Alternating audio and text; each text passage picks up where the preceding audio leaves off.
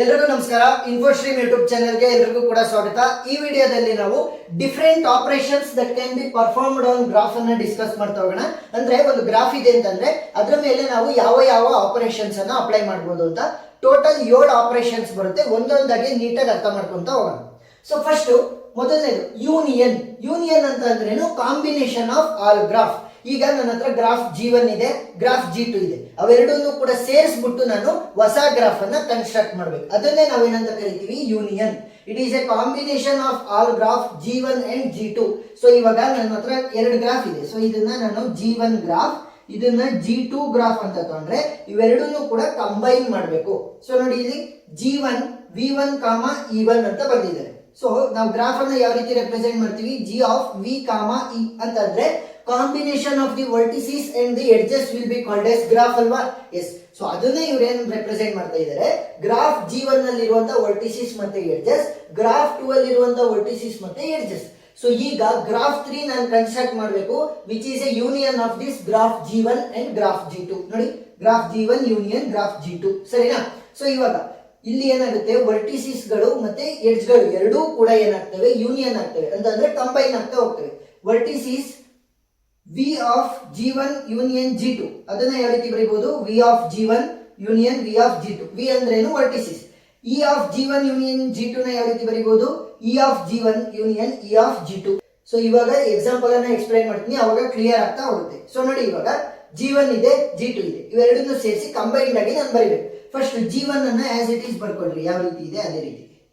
So A B C D E1 E2 E3 E4. So ಇದನ್ನ ನಾವು G3 ಅಂತ ಕರೆಯೋಣ, ಸರಿನಾ? So this is the union graph. So ಈಗ ಏನ್ ಮಾಡಬೇಕು? G2 ನ ಇಲ್ಲಿ ನಾನು ಮರ್ಜ್ ಮಾಡೋದಕ್ಕೆ ಟ್ರೈ ಮಾಡಬೇಕು.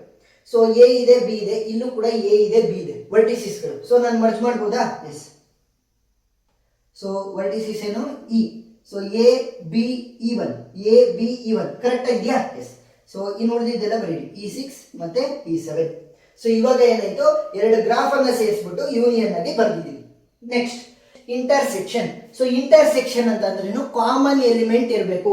ಸೊ ನೋಡಿ, ಇವಾಗ ತೋರಿಸ್ತೀನಿ. ಒಂದು ಸೆಟ್ ಇದೆ ಅಂತ ಅನ್ಕೊಳ್ಳಿ, ಇನ್ನೊಂದು ಸೆಟ್ ಇದೆ.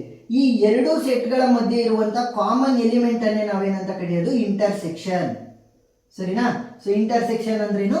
ಕಾಮನ್ ಎಲಿಮೆಂಟ್ ಇರಬೇಕು. ಸೊ ಇವಾಗ ಅವ್ರೇನ್ ಹೇಳ್ತಾ ಇದ್ದಾರೆ? If V1 intersection V2 not equal to null. So ಈ ಸಿಂಬಲ್ ಏನ್ ತೋರಿಸ್ತಾ ಇರೋದು? ನಲ್ ಅಂತಂದ್ರೆ ಏನೂ ಇಲ್ಲ ಅಂತ ಅರ್ಥ. V1 ಇಂಟರ್ಸೆಕ್ಷನ್ V2 ಅಂತಂದ್ರೇನು? Vertices of the first graph intersection vertices of second graph ಅಂತ. ಅಂದ್ರೆ ಸಿಂಪಲ್ ಆಗಿ ಹೇಳ್ತಾ ಇರೋದು, ಮಿನಿಮಮ್ ಅಂದ್ರೂ ಕೂಡ ಒಂದಾದ್ರೂ ಕೂಡ ವರ್ಟಿಸಿಸ್ ಕಾಮನ್ ಆಗಿ ಇರಬೇಕು ಎರಡು ಗ್ರಾಫ್ ಅಲ್ಲೂ, ನಲ್ ಆಗಿರಬಾರ್ದು. ಏನು? ನಾವು ಇಂಟರ್ಸೆಕ್ಷನ್ ಅನ್ನ ಪರ್ಫಾರ್ಮ್ ಮಾಡಿದಾಗ ಕಾಮನ್ ಎಲಿಮೆಂಟ್ ಅನ್ನ ಹುಡುಕ್ತಿವಿ. ಸೊ ಒಂದಾದ್ರೂ ವರ್ಟಿಸಿಸ್ ಇಲ್ಲಿ ಕಾಮನ್ ಆಗಿರ್ಬೇಕು. ನೋಡಿ, ಇಲ್ಲಿ A B B ವರ್ಟಿಸಿಸ್ ಗಳು ಕಾಮನ್ ಇದಾವ? ಎಸ್. ಸೊ ಕಾಮನ್ ಆಗಿದ್ರೆ ಮಾತ್ರ ನಾವು ಇಂಟರ್ಸೆಕ್ಷನ್ ಅನ್ನ ಅಪ್ಲೈ ಮಾಡಕ್ ಆಗೋದು.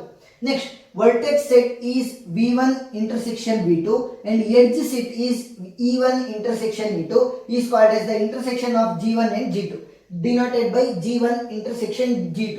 ಸೊ ನೋಡಿ, ಈ ಸಿಂಬಲ್ ಇಂದು ಉಲ್ಟಾ ಬರೋದ್ರೆ ಆಯ್ತು. ಸೊ ಈಗ ನಾನು ಹೇಳಿದ್ದೀನಿ, ಗ್ರಾಫ್ G1 ಮತ್ತೆ ಗ್ರಾಫ್ G2 ಎರಡರಲ್ಲಿ ಇರುವಂತ ಕಾಮನ್ ಎಲಿಮೆಂಟ್ ಅನ್ನ ಸೇರಿಸಿ ನಾನು ಏನ್ ಮಾಡಬೇಕು? G3 ಅನ್ನ ಕನ್ಸ್ಟ್ರಕ್ಟ್ ಮಾಡಬೇಕು ಅಂತ. ಸೊ D ಇದರಲ್ಲಿ ಇದೆಯಾ? ಎರಡರಲ್ಲೂ ಕಾಮನ್ ಆಗಿದೆಯಾ? D ಇಲ್ಲ. C ಎರಡರಲ್ಲೂ ಕಾಮನ್ ಆಗಿದೆಯಾ? ಇಲ್ಲ. A ಕಾಮನ್ ಆಗಿದೆಯಾ? ಇಲ್ಲೂ ಇದೆ, ಇಲ್ಲೂ ಇದೆ. ಸೊ A ಅನ್ನ ಬರ್ಕೋಬಹುದು. A is the one vertices. Next, B common ಆಗಿದೆಯಾ? ಎಸ್. ಸೊ B ಕಾಮನ್ ಆಗಿದೆ. So B is the another one vertices. Next, E common ಆಗಿದೆಯಾ? ಇಲ್ಲ.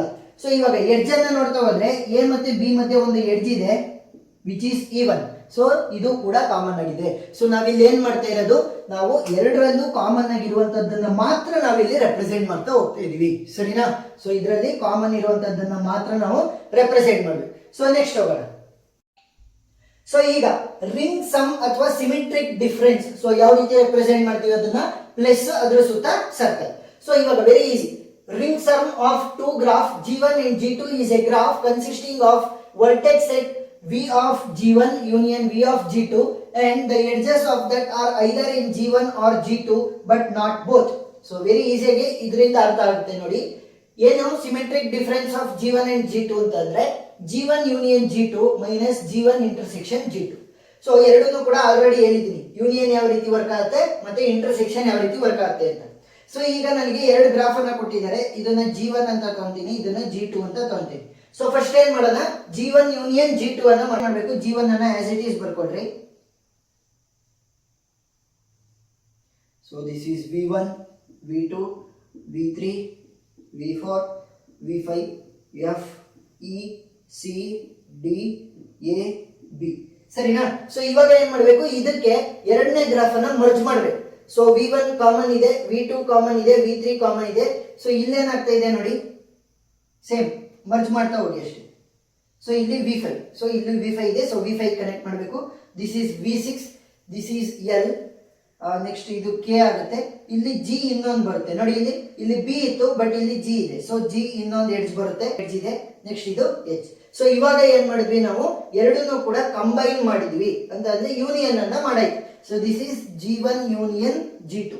ನೆಕ್ಸ್ಟ್ ಏನ್ ಮಾಡ್ಬೇಕು, ಇಂಟರ್ಸೆಕ್ಷನ್ ಮಾಡ್ಬೇಕು. ಇಂಟರ್ಸೆಕ್ಷನ್ ಅಂತಂದ್ರೆ ಏನು, ಕಾಮನ್ ಆಗಿರುವಂತಹದ್ದು ಯಾವ್ಯಾವು ಅಂತ ನೋಡೋಣ. So V1 is the common vertices in both. Next V2 is the common vertices in both. Next V3 is the common vertices. So ಇವಾಗ ನೀವು ನೋಡಿದ್ರೆ V1, next V2, next V3 common ಆಗಿದೆ. So ಇವಾಗ V1 ಮತ್ತೆ V2 ಮಧ್ಯೆ A ಇದೆ, ಇಲ್ಲೂ ಕೂಡ A ಇದೆ, ಸೊ A ಅಂತ ಬರೀಬಹುದು. ನೆಕ್ಸ್ಟ್ ಇಲ್ಲಿ V2 ಮತ್ತೆ V3 ಮಧ್ಯ ಎಡ್ಜಿ C, ಇಲ್ಲೂ ಕೂಡ C ಇದೆ, ಸೊ C ಅಂತ ಬರೀಬಹುದು. ನೆಕ್ಸ್ಟ್ ಇಲ್ಲಿ V1 ಮತ್ತೆ V3 ಮಧ್ಯ B ಇದೆ, ಬಟ್ ಇಲ್ಲಿ V1 ಮತ್ತೆ V3 ಮಧ್ಯೆ G ಇದೆ, ಸೊ ಅದನ್ನ ತಾಣಂಗಿಲ್ಲ. ಏನು ಕಾಮನ್ ಎಲಿಮೆಂಟ್ಸ್ ಅಥವಾ ಕಾಮನ್ ಆಗಿರುವಂತದ್ದನ್ನ ಮಾತ್ರ ತಗೋಬೇಕು. Common edges and common vertices ಅನ್ನ ಮಾತ್ರ ತಗೋಬೇಕು. ಸೊ ಇದನ್ನ ನಾವೇನಂತ ಕರಿಬಹುದು, G1 ಇಂಟರ್ಸೆಕ್ಷನ್ G2. ಸೊ ಈಗ G1 union G2 minus G1 intersection G2. So ಇದನ್ನ ಯಾವ ರೀತಿ ಬರೀಬಹುದು ಅಂತ ಅಂದ್ರೆ ಏನು, ಇದೇನ್ G1 ಯೂನಿಯನ್ G2 ಇದೆಯಲ್ಲ, ಸೊ ಇದೇನ್ G1 ಇಂಟರ್ಸೆಕ್ಷನ್ G2 ಇದೆಯಲ್ಲ, ಅದನ್ನ ತೆಗೆದಾಕಿ ಬರೀರಿ. ಸೊ V1 ವರ್ಟಿಸಿಸ್ ಹೋಗುತ್ತೆ, V2 ವರ್ಟಿಸಿಸ್ ಹೋಗುತ್ತೆ, V3 ವರ್ಟಿಸಿಸ್ ಹೋಗುತ್ತೆ. ಸೊ ಇನ್ನು ಉಳ್ಕೊಂಡಿದ್ದೇನು, V6 ವರ್ಟಿಸಿಸ್ ಹಂಗೆ ಉಳ್ಕೊಂತು. Next V1 vertices, V3 vertices ಯಾಕೆ ಬರ್ದಿದ್ದು ನೋಡಿ, V1 ಮತ್ತೆ V3 ಮಧ್ಯೆ ಇಲ್ಲಿ G ಇತ್ತು, ಇಲ್ಲೇನಿತ್ತು B ಇತ್ತು. ಸೊ ಎರಡು ಕೂಡ ನಮಗೆ ಸೇಮ್ ಇರಲಿಲ್ಲ, ಅಂದ್ರೆ ಕಾಮನ್ ಇರಲಿಲ್ಲ. ಸೊ ಅದಕ್ಕೆ ನಾವು ಅದನ್ನ ಕನ್ಸಿಡರ್ ಮಾಡಿರಲಿಲ್ಲ. ಸೊ ಅದನ್ನು ಕೂಡ ಬರಬೇಕು. V1 ಮತ್ತೆ V3 ಮಧ್ಯೆ G ಇದೆ, ಇಲ್ಲಿ B ಇದೆ. Next this is K, this is H. Next ಇದು V5. ನೆಕ್ಸ್ಟ್ ಇಲ್ಲಿ V3 ಇಂದ V2 ಎಡ್ಜ್ ಇತ್ತು, ಸೊ C ಇದೆ, ಸೊ V2 ಇದೆ, S. ಸೊ ಇಲ್ಲಿ V2 ಅಂತ ಬರೀಬೇಕು. Next V4 D, F. So ಇವಾಗ ನೀವು ನೋಡಿ ಏನಾಯ್ತು, ಇಲ್ಲಿ ಕಾಮನ್ ಆಗಿತ್ತಲ್ಲ, ಸೊ ಇಲ್ಲಿ ಕಾಮನ್ ಆಗಿತ್ತಲ್ಲ G1 ಇಂಟರ್ಸೆಕ್ಷನ್ G2. ಸೊ ಅದನ್ನ ತೆಗೆದಾಕಿದ್ರೆ ಏನು ಉಳಿಯುತ್ತೆ ಅದನ್ನ ಮಾತ್ರ ಬರ್ದಿದ್ದೀವಿ. ಸೊ ಇಲ್ಲಿ V1 ಮತ್ತೆ V3 ಏನಕ್ಕೆ ಬರ್ದಿರೋದು ನಾವಿಲ್ಲಿ ನೋಡಿ, ಇಲ್ಲಿ V1 ಮತ್ತೆ V3 ಮಧ್ಯ B ಮತ್ತೆ G ಎರಡು ಕೂಡ ಡಿಫರೆಂಟ್ ಆಗಿರುವಂತ ಎಡ್ಜ್ ಇತ್ತು, ಕಾಮನ್ ಆಗಿರ್ಲಿಲ್ಲ ಎರಡು ಗ್ರಾಫ್ ಅಲ್ಲೂ ಕೂಡ. ಸೊ ಅದಕ್ಕೋಸ್ಕರ ನಾವು ಅದನ್ನ ಕನ್ಸಿಡರ್ ಮಾಡಿರ್ಲಿಲ್ಲ. ಸೊ ಅದಕ್ಕೋಸ್ಕರ ಇಂಟರ್ಸೆಕ್ಷನ್ ಇರೋದನ್ನ ತೆಗೆದಾಕ್ಬಿಟ್ಟು ಏನ್ ಉಳ್ಕೊಳುತ್ತೆ ಅದನ್ನ ಮಾತ್ರ ಬರೀರಿ ಅಷ್ಟೇ. ನೆಕ್ಸ್ಟ್ ಕಾಂಪ್ಲಿಮೆಂಟ್ ಅಂತ ಅಂದ್ರೆ ಸಿಂಪಲ್. ಕಾಂಪ್ಲಿಮೆಂಟ್ ಅಂತಂದ್ರೆ complement are inverse of a graph G is a graph G dash on same vertices such that two distinct vertices of G dash are adjacent if and only if they are not adjacent in G. ನೋಡಿ graph G ಅಂತ ಇದೆ ಅಂತ ಅನ್ಕೊಳ್ಳಿ. So ಅದರಲ್ಲಿರುವಂತ vertices ಅನ್ನೇ ನಾವು G dash ಅಲ್ಲೂ ಕೂಡ use ಮಾಡ್ಬೇಕು, ಅಂದ್ರೆ ಕಾಂಪ್ಲಿಮೆಂಟ್ ಆಫ್ ದಿ ಗ್ರಾಫ್ ಅಲ್ಲೂ ಕೂಡ ಯೂಸ್ ಮಾಡಬೇಕು. ನೆಕ್ಸ್ಟ್ ಇನ್ನೊಂದು ಏನು ಅಂತಂದ್ರೆ ಇಲ್ಲಿ ನೋಡಿ U ಮತ್ತೆ V ಅಡ್ಜಸೆಂಟಾ ಇಲ್ಲ ನೋಡಿ, V ಮತ್ತೆ Z ಅಡ್ಜಸೆಂಟ್ ಇರೋದು. ನೆಕ್ಸ್ಟ್ Z ಮತ್ತೆ X ಅಡ್ಜಸೆಂಟ್ ಇದೆ, V ಮತ್ತೆ X ಅಡ್ಜಸೆಂಟ್ ಇದೆ. ಅದೇ ರೀತಿ U ಮತ್ತೆ W ಅಡ್ಜಸೆಂಟ್ ಇದೆ, U ಮತ್ತೆ Y ಅಡ್ಜಸೆಂಟ್ ಇದೆ, Y ಮತ್ತೆ W ಅಡ್ಜಸೆಂಟ್ ಇದೆ. ಸೊ ಈಗ ಏನಾಗಬೇಕು ಅಂತಂದ್ರೆ ಈ ಗ್ರಾಫ್ ಅಲ್ಲಿ ಯಾವ್ಯಾವ ಅಡ್ಜಸೆಂಟ್ ಇದಾವಲ್ಲ ಅವು ಈ ಒಂದು ಗ್ರಾಫ್ ಅಲ್ಲಿ ಅಡ್ಜಸೆಂಟ್ ಇರಬಾರ್ದು. ಸೊ ನೋಡಿ ಏನ್ ಮಾಡಿದೀವಿ, ಅದಕ್ಕೋಸ್ಕರ V ಇಂದ U ಗೆ ಹಾಕಿದೀವಿ. ಸೊ ಇವಾಗ V ಮತ್ತೆ U ಅಡ್ಜಸೆಂಟ್ ಆಯ್ತು. ನೆಕ್ಸ್ಟ್ U ಇಂದ Z ಗೆ ಹಾಕಿದೀವಿ, ಸೊ Z ಮತ್ತೆ U ಅಡ್ಜಸೆಂಟ್ ಆಯ್ತು. Z ಇಂದ Y ಗೆ ಹಾಕಿದೀವಿ, ಸೊ Y ಮತ್ತೆ Z ಅಡ್ಜಸೆಂಟ್ ಆಯ್ತು. ನೆಕ್ಸ್ಟ್ Y ಇಂದ ನಾವು ಎಲ್ಲಿಗೆ ಹಾಕಿದೀವಿ X, ಸೊ Y ಇಂದ X ಗೆ ಹಾಕಿದೀವಿ, ಸೊ ಅಡ್ಜಸೆಂಟ್ ಆಯ್ತು. ನೆಕ್ಸ್ಟ್ X ಇಂದ W, ಸೊ X ಇಂದ W ಗೆ ಅಡ್ಜಸೆಂಟ್ ಆಯ್ತು. ನೆಕ್ಸ್ಟ್ V ಮತ್ತೆ W. ಸೊ ಇಲ್ಲೇನಾಯ್ತು, ಇಲ್ಲೇ ಅಡ್ಜಸೆಂಟ್ ಇರ್ಲಿಲ್ವಲ್ಲ ಅವುಗಳನ್ನ ಇಲ್ಲಿ ಅಡ್ಜಸೆಂಟ್ ಮಾಡಿದೀವಿ ಅಂತಂದ್ರೆ ವೈಸ್ ವರ್ಸ ಇನ್ವರ್ಸ್ ಮಾಡಿದೀವಿ. ಸೊ ಅವಾಗ ಏನಾಗುತ್ತೆ, ನಮಗೆ ಕಾಂಪ್ಲಿಮೆಂಟ್ ಸಿಗುತ್ತೆ. ಸೊ ನೆಕ್ಸ್ಟ್ ಇನ್ನ 3 ಉಳ್ಕೊಂಡಿದ್ದಾವೆ, ಅವುಗಳನ್ನ ಡಿಸ್ಕಸ್ ಮಾಡೋಣ. So last 3 concept. ಮೊದಲನೇದು fusion. combines the two vertices into one and new vertices is connected to all the neighbors of the two original vertices. ಅಂತ ಅಂದ್ರೆ ಸಿಂಪಲ್, ಯಾವ್ದಾದ್ರೂ ಕೂಡ ಎರಡು ವರ್ಟಿಸಿಸ್ ಗಳನ್ನ ಮರ್ಜ್ ಮಾಡಿ ಒಂದು ಸಿಂಗಲ್ ವರ್ಟಿಸಿಸ್ ಆಗಿ ಮಾಡ್ತೀವಿ. ಸೊ ಆ ವರ್ಟಿಸಿಸ್ ಆಗಿ ಮಾಡಿದಾಗ ಏನು ನೈಬರಿಂಗ್ ಎಡ್ಜಸ್ ಗಳಿರ್ತಾವಲ್ಲ ಕನೆಕ್ಟ್ ಆಗಿರುವಂತಹ ಆ ಎರಡು ವರ್ಟಿಸಿಸ್ ಗಳಿಗೆ, ಸೊ ಅವೆರಡನ್ನು ಕೂಡ ಹೊಸದಾಗಿ ಕ್ರಿಯೇಟ್ ಮಾಡಿರುವಂತಹ ವರ್ಟೆಕ್ಸ್ ಗೆ ಜಾಯಿನ್ ಮಾಡ್ತೀವಿ, ಅಷ್ಟೇ ಸಿಂಪಲ್. ಸೊ ನೋಡಿ ಇವಾಗ ಇಲ್ಲಿ ಎ ಇದೆ, ಇಲ್ಲಿ ಬಿ ಇದೆ. ಸೊ ಇವಾಗ ಇವೆರಡನ್ನು ಕೂಡ ನಾನು ಮರ್ಜ್ ಮಾಡ್ತಾ ಇದ್ದೀನಿ ಅಂತ ಅನ್ಕೊಳ್ಳಿ, ಅಂದ್ರೆ ಕಂಬೈನ್ ಮಾಡ್ತಾ ಇದ್ದೀನಿ ಅಂತ ಅನ್ಕೊಳ್ಳಿ. ಸೊ ಅವಾಗ ಏನಾಗುತ್ತೆ, ಬಿ ಹಂಗೆ ಉಳ್ಕೊಳುತ್ತೆ. ಸೊ ಬಿ ಗೆ ನಾನು ಎ ಅನ್ನ ಮರ್ಜ್ ಮಾಡ್ತೀನಿ, ಸಿ ಹಂಗೆ ಉಳ್ಕೊಳುತ್ತೆ, ಡಿ ಹಂಗೆ ಉಳ್ಕೊಳುತ್ತೆ, ಎಫ್ ಹಂಗೆ ಉಳ್ಕೊಳುತ್ತೆ. ಸೊ ಇವಾಗ ಏನ್ ಮಾಡ್ತಾ ಇದ್ದೀನಿ, ಎ ಅನ್ನ ಬಿ ಗೆ ಮರ್ಜ್ ಮಾಡ್ತಾ ಇದ್ದೀನಿ. ಸೊ ಬಿ ಕಾಮ ಎ ಅಂತ ಬರೀಬಹುದು. ಈ ಇಲ್ಲಿದೆ ಒಂದು ಎಡ್ಜ್ ಏನ್ ಮಾಡ್ತಾ ಇದೆ, ಇ ಮತ್ತೆ ಎ ಅನ್ನ ಕನೆಕ್ಟ್ ಮಾಡ್ತಾ ಇದೆ. ಸೊ ನಾನು ಈ ರೀತಿ ಬರೀಬಹುದು, this is E. So 1 3 6 7 5. So ಇವಾಗ ಸಿ ಇಂದ ಎ ಗೆ ಒಂದು ಎಡ್ಜ್ ಇದೆ ವಿತ್ ಇವಾಗ ಸಿ ಇಂದ ಎ ಗೆ ಫೋರ್ತ್ ಎಡ್ಜ್ ಇದೆ. ಸೊ ಅದನ್ನ ಏನ್ ಬರೀಬಹುದು, ಸಿ ಇಂದ ಎ ಗೆ ಫೋರ್ತ್ ಎಡ್ಜ್ ಇದೆ. ನೆಕ್ಸ್ಟ್ ಬಿ ಇಂದ ಎ ಗೆ ಎಡ್ಜ್ ಇದೆ. ಸೊ ಬಿ ಇಂದ ಮತ್ತೆ ಎ ಗೆ ಎಡ್ಜ್ ಇದೆ, ದಟ್ ಈಸ್ 2. ಸೊ ಇವಾಗ ಏನಾಯ್ತು, ಫ್ಯೂಷನ್ ಆಯ್ತು. ಬಿ ಮತ್ತೆ ಎ ವರ್ಟಿಸಿಸ್ ಗಳನ್ನ ನಾವು ಫ್ಯೂಷನ್ ಮಾಡಿದ್ವಿ. ಸೊ ಅದ್ರ ಜೊತೆ ಏನಾಗುತ್ತೆ, ಎಲ್ಲಾ ಏನು ನೈಬರಿಂಗ್ ಎಡ್ಜಸ್ ಗಳಿದ್ದು ಅವೆಲ್ಲವನ್ನು ಕೂಡ ಕನೆಕ್ಟ್ ಮಾಡಿದ್ವಿ. Next decomposition. ಡಿಕಂಪೋಸಿಷನ್ ಅಂದ್ರೇನು, ಸ್ಮಾಲ್ ಪಾರ್ಟ್ ಗಳಾಗಿ ಡಿವೈಡ್ ಮಾಡೋದು. ಸೊ ಇವಾಗ ನೋಡಿ ಒಂದು ಗ್ರಾಫ್ ಇದೆ, ಇದನ್ನ ಜಿ ಅಂತ ತಗೊಳ್ಳೋಣ. ಸೊ ಅದನ್ನ ಏನ್ ಮಾಡಿದೀನಿ, G1 ಮತ್ತೆ G2 ಆಗಿ ಡಿವೈಡ್ ಮಾಡ್ಕೊಂಡಿದೀನಿ. ನೋಡಿ A B C D E F G ಅಂತ ಇತ್ತು. ಸೊ ಅದನ್ನ ಏನ್ ಮಾಡಿದೆ, A B C D E, sorry ಇಲ್ಲಿ ಜಿ ಬರ್ಬೇಕಿತ್ತು, A B C G C D E F ಅಂತ ನಾನು ಎರಡು ಗ್ರಾಫ್ ಗಳಾಗಿ ಡಿವೈಡ್ ಮಾಡಿದ್ದೀನಿ, ಅಷ್ಟೇ simple. Next deletion. So deletion ಅಂತ ಬಂದಾಗ ವರ್ಟೆಕ್ಸ್ ಡಿಲೀಷನ್ ಅಂತ ಬರುತ್ತೆ, ಎಡ್ಜ್ ಡಿಲೀಷನ್ ಅಂತ ಬರುತ್ತೆ.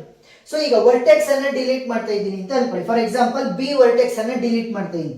ಸೊ ಅವಾಗ ಏನ್ ಮಾಡ್ಬೇಕು, ಬಿ ವರ್ಟೆಕ್ಸ್ ಮತ್ತೆ ಅದರ ಜೊತೆ ಅದು ಕನೆಕ್ಟ್ ಆಗಿರುವಂತ ಎಡ್ಜ್ ಗಳನ್ನು ಕೂಡ ನಾನು ರಿಮೂವ್ ಮಾಡ್ಬೇಕು. ಸೊ ಇವಾಗ ನಾನೇನಾದ್ರೂ ಕೂಡ ವರ್ಟೆಕ್ಸ್ ಡಿಲೀಷನ್ ಅನ್ನ ಮಾಡ್ತಾ ಇದ್ದೀನಿ ಅಂತಂದ್ರೆ ಎ ಹಂಗೆ ಉಳ್ಕೊಳುತ್ತೆ, ಸಿ ಹಂಗೆ ಉಳ್ಕೊಳುತ್ತೆ, ಡಿ ಹಂಗೆ ಉಳ್ಕೊಳುತ್ತೆ. ಸೊ ಬಿ ಉಳ್ಕೊಳಲ್ಲ. ಸೊ ಎ ಇಂದ ಡಿ ಗೆ, ಸಿ ಇಂದ ಎ ಗೆ, ಸಿ ಇಂದ ಡಿ ಗೆ ಎಡ್ಜ್ ಇದೆ, E1 E5 E2 ಮಾತ್ರ ಉಳ್ಕೊಂತು. ಸೊ ಇದ್ಯಾವ್ದಿದು, ವರ್ಟೆಕ್ಸ್ ಡಿಲೀಷನ್. ವರ್ಟೆಕ್ಸ್ ಡಿಲೀಷನ್ ಮಾಡ್ಬೇಕಾದ್ರೆ remove the vertex with its all edges. So ಅದರ ಎಡ್ಜಸ್ ಜೊತೆಗೆ ನಾವು ತೆಗೆದಾಕಿದ್ವಿ. ಈಗ ಯಾವ್ದಾದ್ರು ಒಂದು ಎಡ್ಜ್ ಅನ್ನ ಸೊ ಇವಾಗ ಯಾವ್ದಾದ್ರು ಒಂದು ಎಡ್ಜ್ ಅನ್ನ ತೆಗೆದಾಕ್ಬೇಕು ಅಂತ ಅನ್ಕೊಳ್ಳಿ, just remove the specific edge. So ಇವಾಗ ಈ ಒಂದು ಗ್ರಾಫ್ ಇಂದ ನಾನು E5 ಅನ್ನ ತೆಗೆದಾಕ್ಬೇಕು ಅಂತ ಅನ್ಕೊಳ್ಳಿ, ಎಡ್ಜ್ 5 ಅನ್ನ ನಾನು ತೆಗೆದಾಕ್ಬೇಕು. ಸೊ ಸಿಂಪಲ್, ಅದೊಂದೇ ಒಂದು ಎಡ್ಜ್ ಅನ್ನ ಮಾತ್ರ ತೆಗೆದಾಕ್ಬೇಕು, ಉಳಿದಿರೋದೆಲ್ಲ same. So A B C D ಹಂಗೆ ಉಳ್ಕೊಳುತ್ತೆ, E1 E3 E2 ಮತ್ತೆ E4 ಕೂಡ ಹಂಗೆ ಉಳ್ಕೊಂಡು ಯಾವ ಎಡ್ಜ್ ಅನ್ನ ತೆಗೆದಾಕ್ಬೇಕು ಆ ಎಡ್ಜ್ ಅನ್ನ ಮಾತ್ರ ತೆಗೆದಾಕ್ಬೇಕು. ಏನಾದ್ರೂ ವರ್ಟಿಸಿಸ್ ಅನ್ನ ತೆಗೆದಾಕ್ತೀನಿ ಅಂತಂದ್ರೆ ಆ ವರ್ಟಿಸಿಸ್ ಜೊತೆಗೆ ಅದು ಯಾವ ಯಾವ ಎಡ್ಜ್ ಗಳಿಗೆ ಕನೆಕ್ಟ್ ಆಗಿದೆ ಡೈರೆಕ್ಟ್ ಆಗಿ ಆ ಒಂದು ಎಡ್ಜ್ ಗಳನ್ನು ಕೂಡ ನಾವು ತೆಗೆದಾಕಿ ಬರೀಬೇಕು. So these are the 7 operations on the graph. So ಅರ್ಥ ಇದೆ ಅಂತ ಅನ್ಕೊಂಡಿದೀನಿ. ಏನಾದ್ರೂ ಡೌಟ್ ಇದ್ರೆ ಕಮೆಂಟ್ ಸೆಕ್ಷನ್ ಅಲ್ಲಿ ತಿಳಿಸಿ, ನಾನು ಕ್ಲಾರಿಫೈ ಮಾಡ್ತೀನಿ. ವಿಡಿಯೋ ಇಷ್ಟ ಆಗಿದ್ರೆ ಸಬ್ಸ್ಕ್ರೈಬ್ ಆಗೋದನ್ನ ಮರಿಬೇಡಿ. Thank you.